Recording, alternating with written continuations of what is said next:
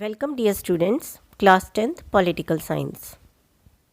I really want to thank the school management for giving us a platform so that we can interact with our students.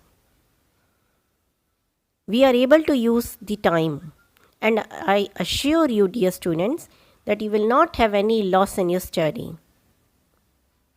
Keeping this thought in mind, we are proceeding towards the next chapter, that is federalism. Before starting this, I have a few questions. Be ready to listen carefully. Question 1.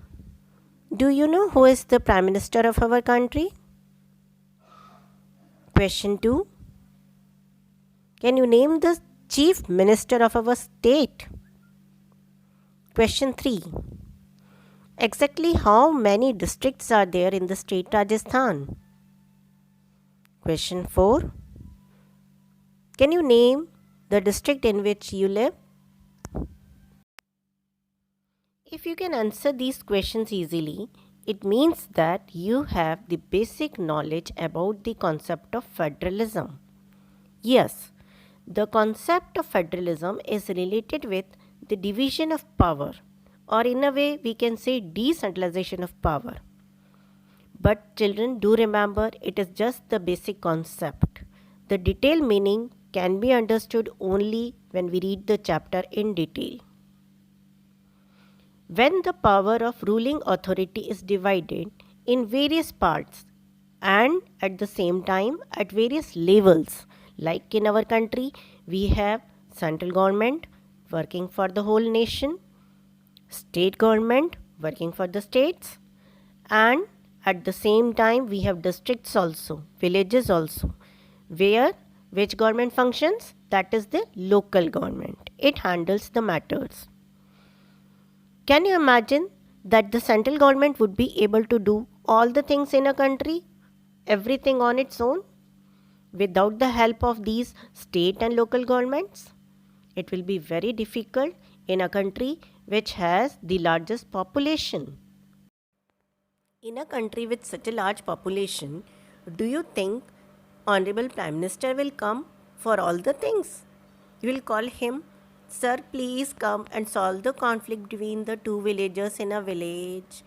And if just imagine if you have to arrange any competition or any function in your area, you think you will contact the Prime Minister for getting permission? Practically, is it possible? See, this is related with the concept of federalism. Now we'll see the definition. It is very simple. If twice or thrice you will repeat, I am very sure you can learn it easily. It is a system of government. It is a system of government in which the power is divided between central authority and various constituent units. System of government in which power is divided between central authority and various constituent units. In a way, if we simplify this, then the federalism concept can be explained as, see, when we have different levels of the government, one at the center and one at the state or the local level. When the government's functioning is divided at various levels, then we call it as federalism. In order to understand the meaning in detail, we'll see the second part, that is question number 2. First one is definition of federalism and second is features. 1. It has two sets or levels of government. One at a regional level and two at the national level. So in a way we can say that it is not centralized. It means one government works at the center and others for the district or the local village level. 2.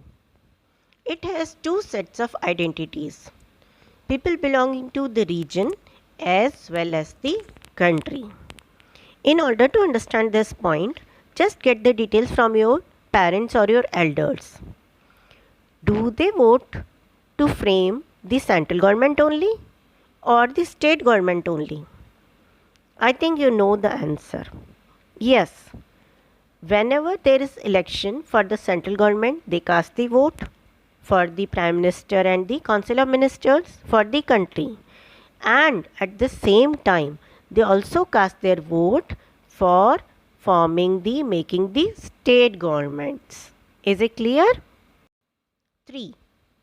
Each region has a separate system of government, distinct powers and responsibilities.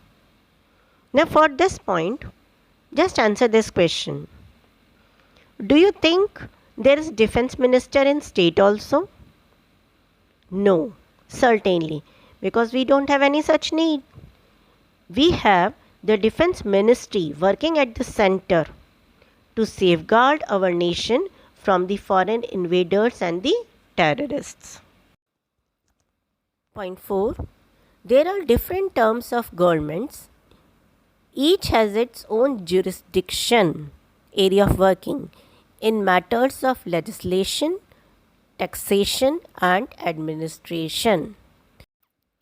For making this point easier, I am setting one example. Just name the state which has plenty of coconut production. Okay, we take it as, for example, Tamil Nadu. There is a large production of coconut in Tamil Nadu. And suppose they keep the price there of coconut as rupees 5. Now, the reason being is it is easily grown available there, so they can keep the price limited to this amount. But do you think this coconut can be sold in Rajasthan at the same price? It will be for the same price. There will not be any sort of extra money involved. Definitely, there will be price for transportation, storing, marketing and so on.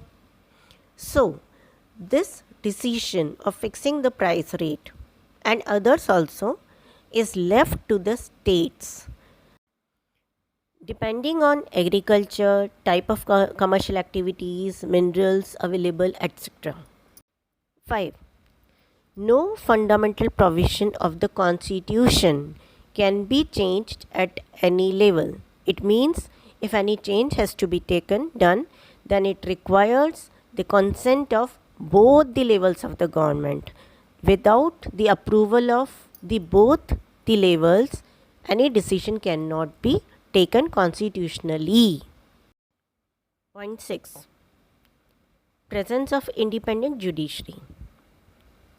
It means that there is an independent judiciary which is there to solve the conflict between center and states. It is very important because you have read it earlier that all the three organs, executive, legislature and judiciary, work independent of each other. Is it clear? Just suppose if there is controversy in between one state government and the central government. So what will be done? In this case, they can go to the Supreme Court. 7. The sources of revenue for each level of government are clearly specified and mentioned to ensure its financial autonomy. Autonomy means freedom. There is clear description of the sources of revenue, tax, that is mentioned in the Constitution. Now we can conclude the answer of features by the concluding paragraph as it has two main objectives, aims. First one is to safeguard and promote the unity of the country, and the second is to accommodate, to adjust the regional diversity. These 2 points are very important in the practice of federalism. Now children, after this question of features of federalism, we are going to discuss a very important short answer. Short means it comes for 3 marks. The question is difference between a federal and a unitary form of government. Now understand this.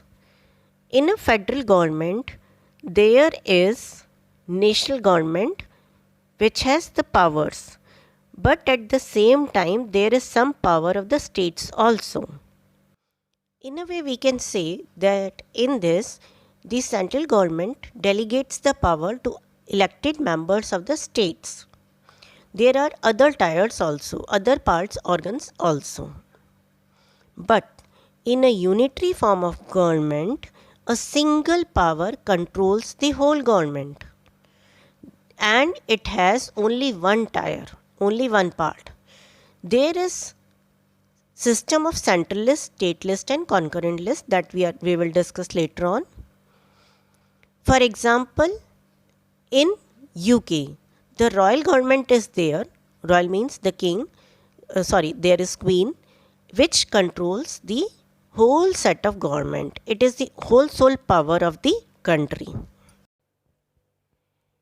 Now see children, we have discussed this important answer, but you will learn the same language as it is given, and it is very important for the exam also. With this we summarize part 1, definition of federalism, features and the difference between federal and unitary form of government.